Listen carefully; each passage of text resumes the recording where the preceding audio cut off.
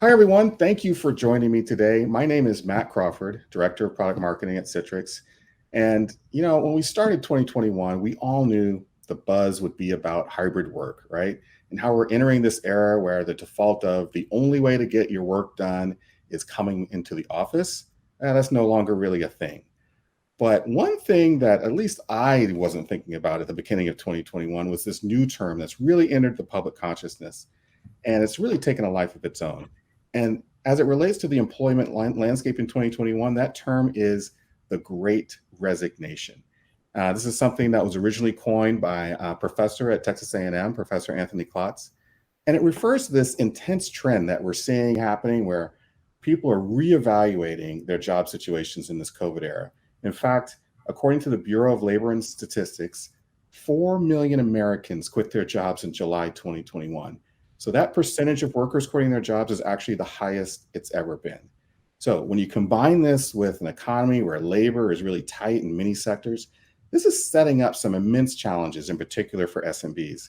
But actually, it sets up some opportunities as well. So if you are a leader at a small and medium business and you're really in for a treat, I'm really excited to have two esteemed experts on the line with me today to break down what this great resignation means for SMBs and also provide some tips to help you navigate these choppy waters.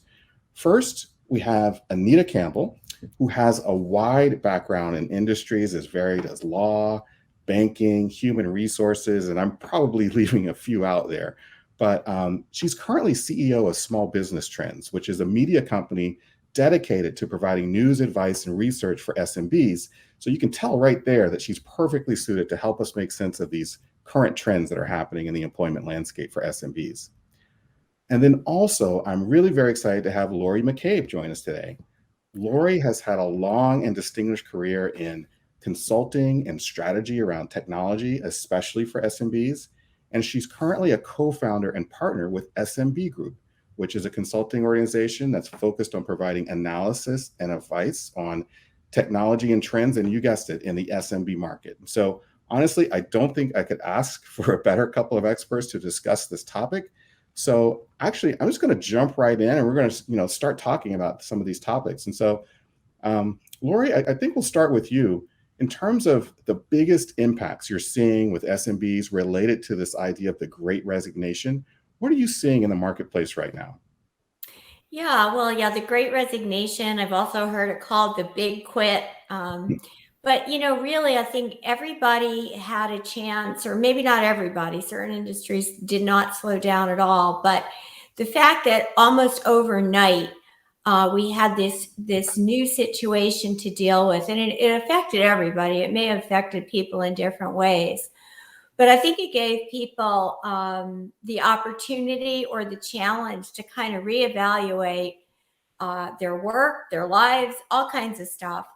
And for a lot of workers, it became, I think I've been kind of living to work. My job has been so dominant in the time I put into it, the stress that's involved with it, everything else.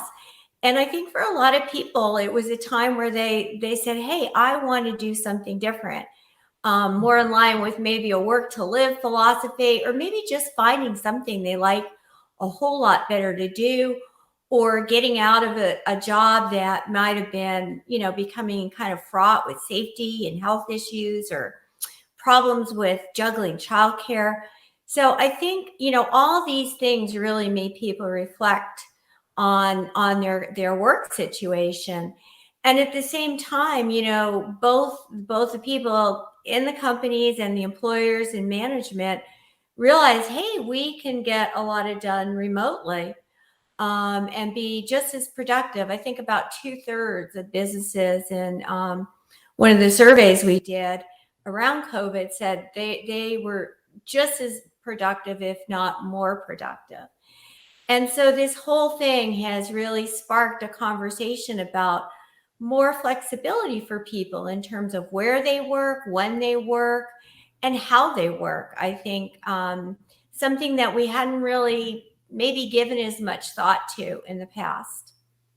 Yeah, I totally agree. And that we're seeing that a lot at Citrix as well, in terms of our customer base really looking to just change what they're doing. And in fact, Anita, I think you were talking about there's some radical changes that people are making as they're looking at evaluating their options.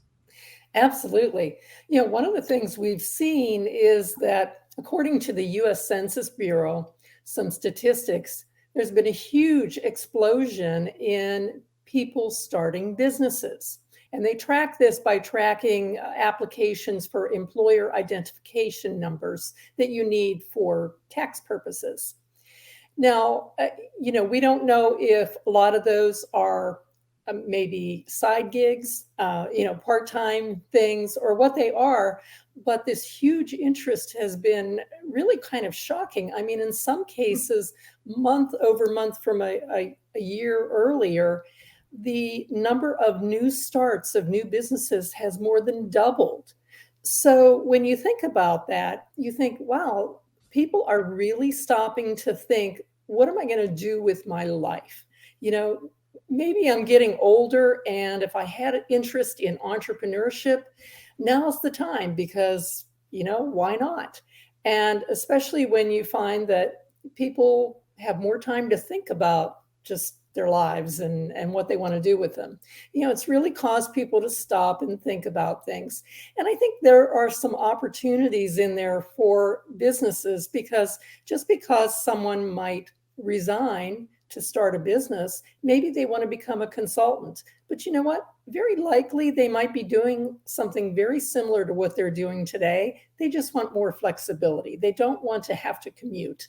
And so you might be able to maintain that relationship with them just in a different form. Instead of it being employer-employee, it becomes someone dealing with an outside service provider. So lots of changes like that. Yeah, I mean, that makes a lot of sense, actually. You take that thing that might be a negative for you as a small and medium business owner, seeing some of your employees leave to start their own thing, but actually, they're probably some of your better employees, first of all.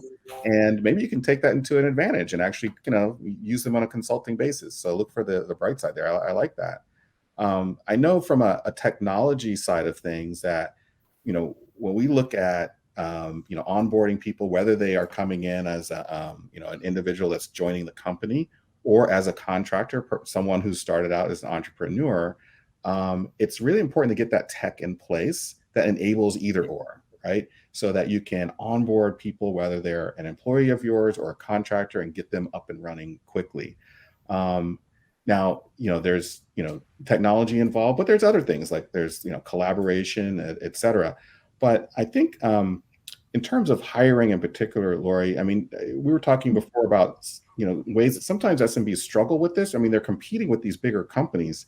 So what are some tips in terms of getting people on board that you could kind of help with? Well, I mean, I think first of all, there's just such a range of considerations now that we have to deal with, that, we did always have to deal with a lot of these in the past, but they're just different now and in some ways more intense. And so I think what we're seeing is that, every business, whether you're small, medium, or large, you need a strategy to manage this more flexible hybrid type of workforce, where some people are always remote, some people are on site, some people go back and forth. And it raises all kinds of issues. I mean, there's the technology side of it, of course, with security issues related to remote and hybrid work, and making sure the applications and the systems that you're using are secure.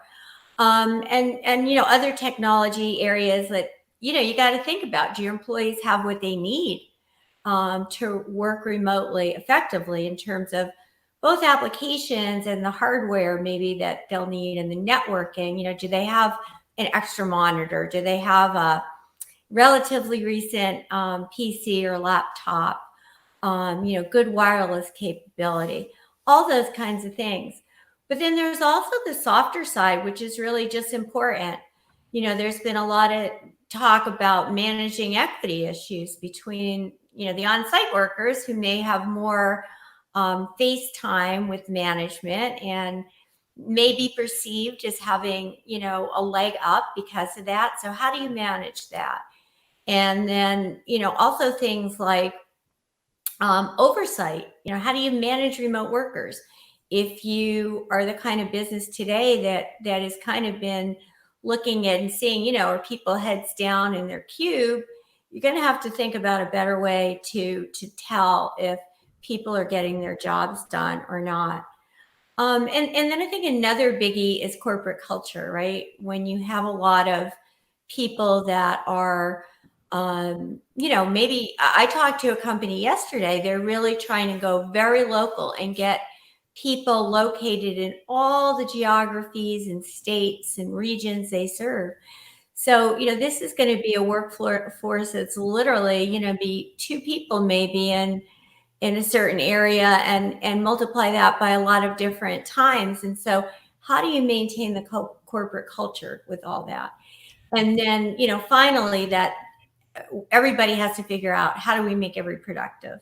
How do we really engage them? How do we make sure we've got the right solutions in place to collaborate? So there's a lot of different things that small businesses have to even start thinking about, and then start kind of working on, all right, well, what's going to work for our solution? What are we going to need to do to really make sure that we have a good strategy in place and the right tools? Yeah, because I think I speak to businesses of all sizes, SMBs and larger businesses as well. And one of the things is that everybody's realizing that talent can be anywhere, right? And so big Mm-hmm. companies are figuring this Right. out, and sometimes they're poaching talent. But it's also an opportunity, though, especially if you can offer things that maybe the big companies can't, in terms of some of the softer side of things and the things that you can enable employees with. So, Anita, I know that you had some thoughts on how can you kind of make yourself more attractive as an SMB to really attract that talent from wherever they are.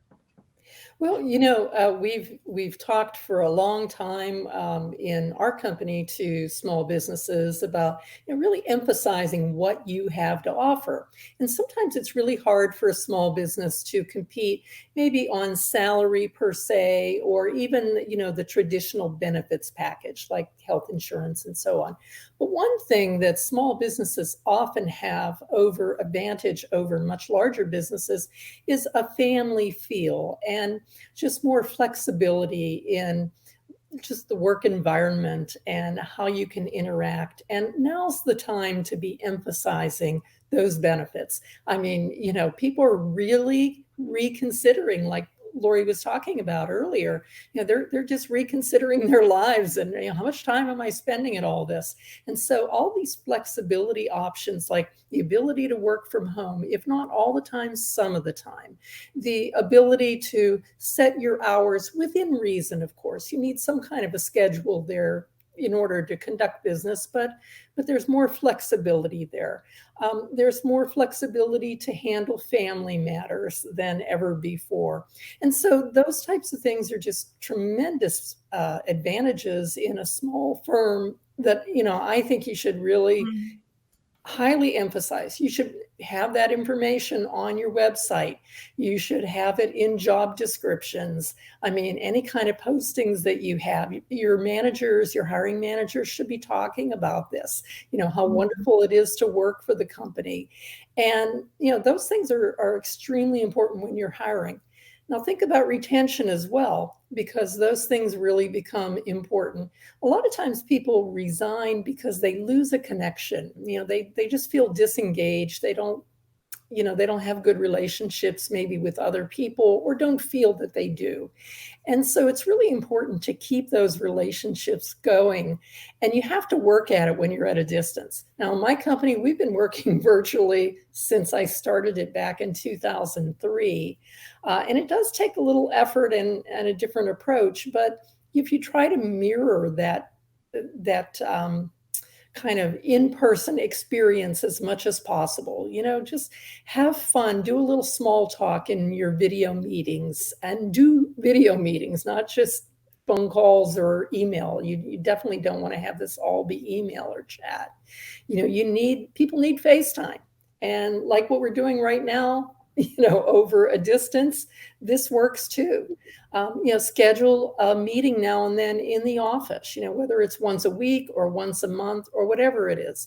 So those types of things, I think you can really emphasize those, and they go a long way with people today, I think. Don't you, Laurie?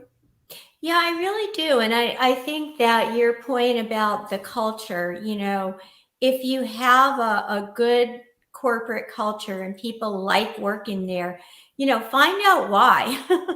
What is Exactly. making it a great place to work so that you can really bring that out from the employee point of view. And, in terms of the hiring, we know a lot of small and medium businesses, a lot of businesses, period, are really struggling to hire. And one of the things I was talking about with a client the other day is, is your hiring process easy, or are you putting up unnecessary obstacles and having them fill out the same information in 2 or 3 different places? Because there's so many opportunities out there right now and everybody wants the talent. So, they may just turn around and go to the next opening if you've got a kind of a cumbersome process. Another thing that I can't stress enough is, because so many people took advantage or, found the silver lining in the pandemic, I guess to say, to make a change. Um, they may want to do something a little different than what they've been doing. And they may be very talented. They may be very willing, eager, and ready to learn. And you may be screening them out because they may not have some of the nitty gritty specific job requirements that you have in whatever you're, opening your advertising for. So I would look at lowering and removing some job requirements that aren't absolutely essential that they have on day one, because we all know most training's done on the job anyway. So instead of looking of, have they already done this specific job for the last 3 to 5 years? Look at, can they do the job? Are they enthusiastic about doing the job? And are they going to fit in with your corporate culture? Because if those 3 things are in place, I think the on-the-job training, will help fill in the rest pretty quickly. And then, I totally agree with you, Anita, on looking to the freelancers, looking to places like Upwork and Fiverr. If you don't know people locally, online job boards for contractors where you can find contractors and engage with them. And think about casting a wider net. It may be that you're more open to older workers, disabled workers, even people that maybe have a criminal record, that are, have been clean, if you can give them a chance. So that's important. And then finally, on what you can do, again, see what your employees value in terms of benefits. You're a smaller company. You can't have probably the benefits package of a Fortune 500. But find out what's important to the individual workers and maybe build some flexibility into your benefits program so that, for one worker, maybe you're providing some tuition reimbursement. For another, you're giving them commuter benefits. For another, maybe you're giving them a little extra vacation time. So sometimes if you can personalize those things, it makes a big difference. Yeah, and I want to pick up on something that you talked about, Lori, in terms of explicitly calling out this difference between, I will call it an office worker and an in-person service delivery type of person for whom there really isn't any concept of remote work per se, right? And so a Right. lot of these concepts really apply to them as well. I know a lot of the things we're talking about are the typical folks working on a computer and working from home, but when you're hiring for, frontline service type workers or people that are customer facing, a lot of these same things apply in terms of removing the barriers to hiring, Right. removing these obstacles. And I would also say that removing friction from the things that they have to do, even in their job facing customers. So it's nothing more frustrating from an employee standpoint than, telling the customer to wait, my system's still booting up, or, hold on a second, this application's running a little slow. And so that makes frustration on the customer side. It makes, the employee less happy. So your technology, even for frontline workers, makes a big difference when we're, in this, great resignation situation. You agree with that, Anita? Absolutely. And, I think that as a small business, one of the things that you often do is, you're going to get what I call off the shelf technology. And if you choose a really good technology provider, you can really rely on them to a great degree. And that's one of the beauties of being a small business today, because you can get this technology provided by very large companies that have the ability to invest in development of the technology, keep it really world class. They're constantly improving it, updating it, maintaining it, rather than trying to do homegrown things or cobble together this or that. And if you choose a good technology provider, a lot of those headaches just go away. I mean, you don't have to worry about them. All you really need is to give people the ability, a terminal or a computer or something they can log in, and the rest is all handled for you. And it takes that friction away, like you were talking about, Matt. Yeah, we saw in the survey we did that like 78% of SMBs now prefer to go with a cloud solution if they can. Which, this whole pandemic just accelerated that, because it just, people kind of instantly, if they didn't get it before, realized that, yeah, it's much better if we can, not have to manage all this ourselves or manage any of it ourselves. And another thing, that whole idea of having a unified way to communicate and collaborate, that makes it easier for people to get their work done. And if you're going with a good provider in that area, get it done securely.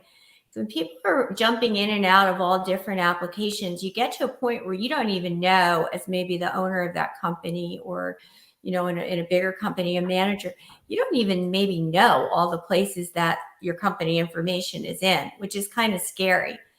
So, I think it's really a good idea to kind of standardize on a solution that gives them most of the communications and collaboration types of things that they need to do every day in one place.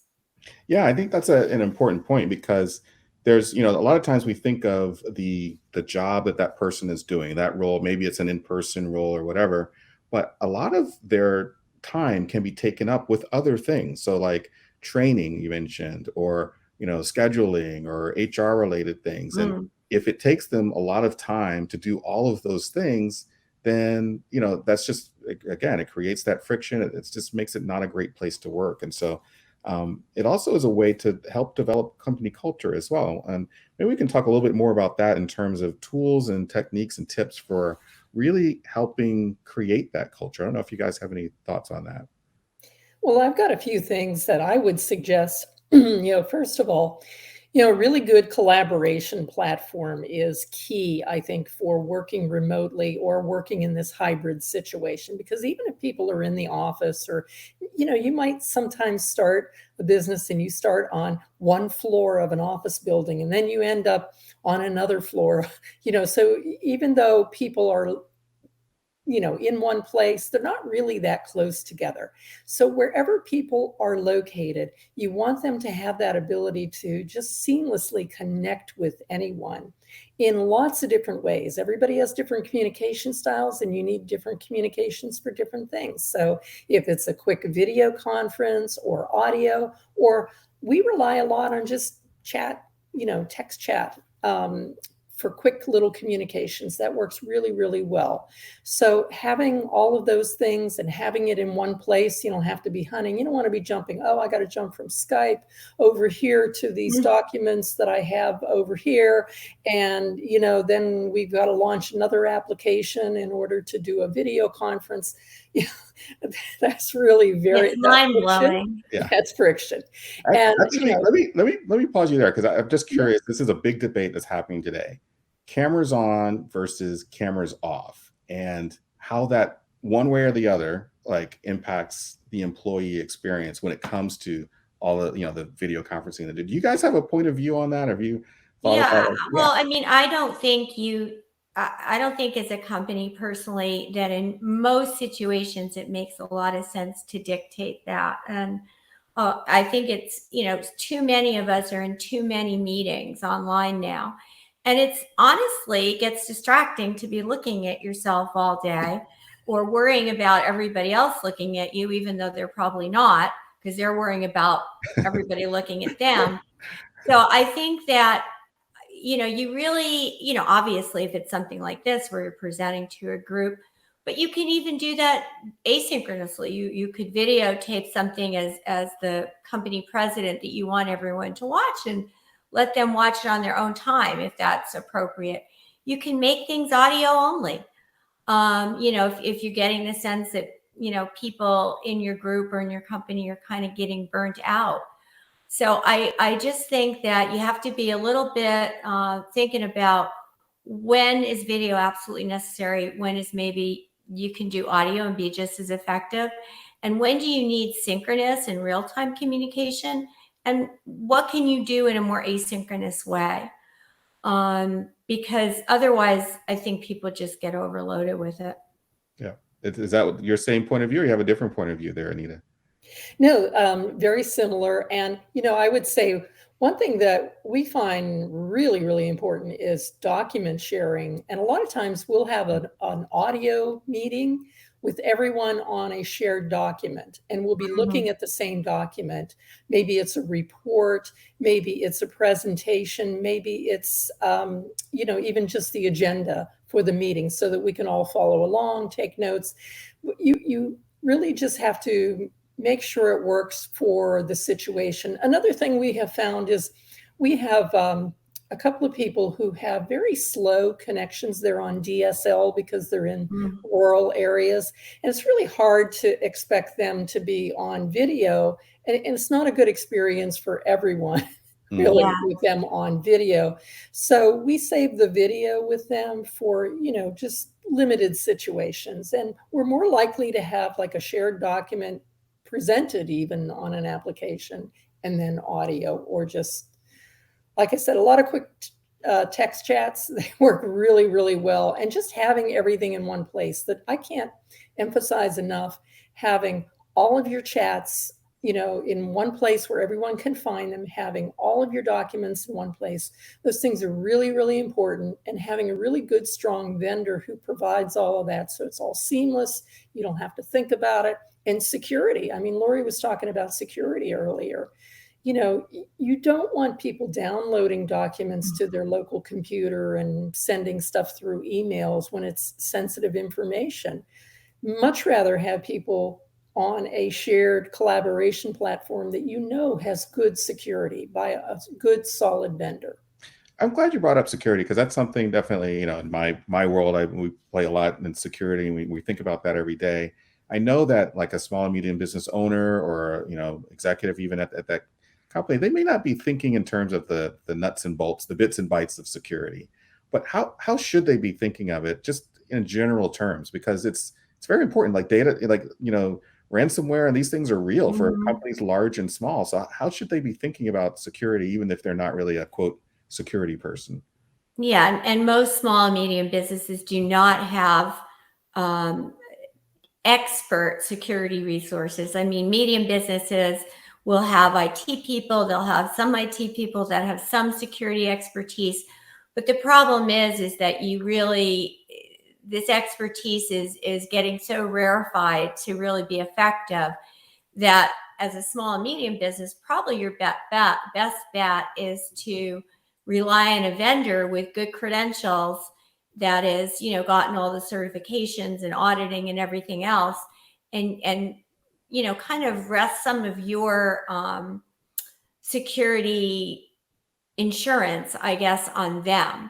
But small businesses are increasingly targets, we local schools, everything, for ransomware and every other kind of breach or attack out there. And so to ignore it, you really can put yourself in a tenuous situation. And one of the things that I think really brings some of this home, what Anita's saying and what I'm saying about having this more unified platform where you're really getting everybody to do everything.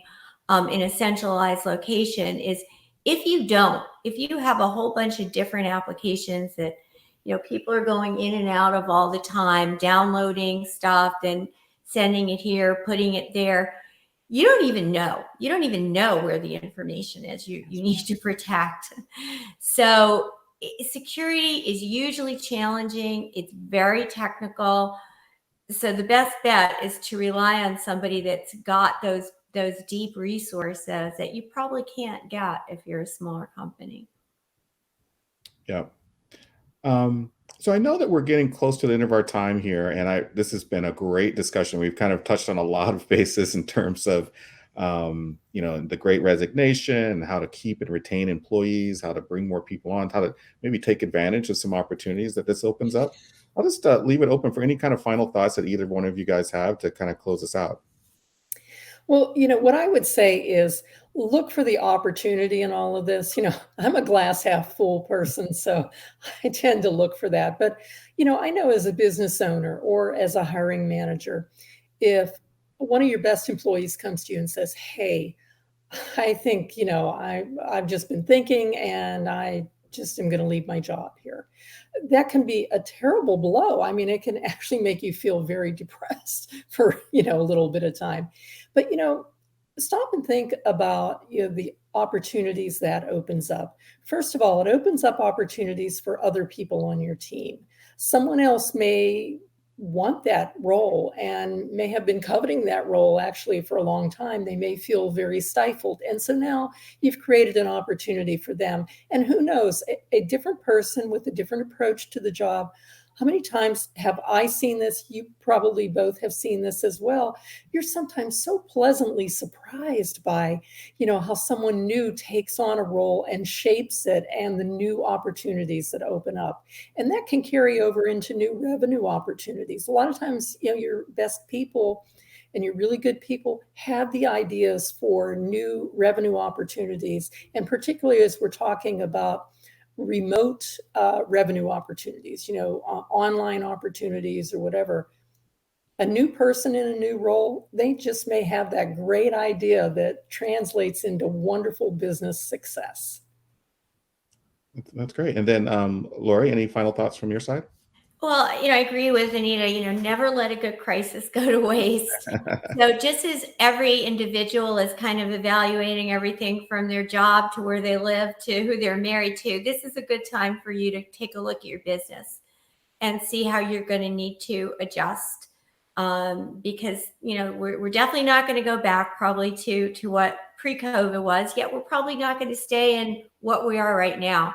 So how do I make my business stronger, more resilient, so I can weather whatever is next? And I think in terms of people, a lot of that boils down to casting a wider net when you do have a situation where you need to hire, thinking a little outside the box and building, not only a more flexible workforce, but sometimes a more diverse workforce, because that's going to help you bring in new ideas, fresh blood. And I think will just stand most businesses in good stead over the long term. Well, that's great advice. And actually, Anita and Laurie, I really appreciate you joining us today. This has been a wonderful discussion. I hope the folks that are watching this video really enjoyed it. I did. And so I really thank you for your time today. And I wish everyone a happy rest of your day. Thank you. Thank you, Matt. Thanks.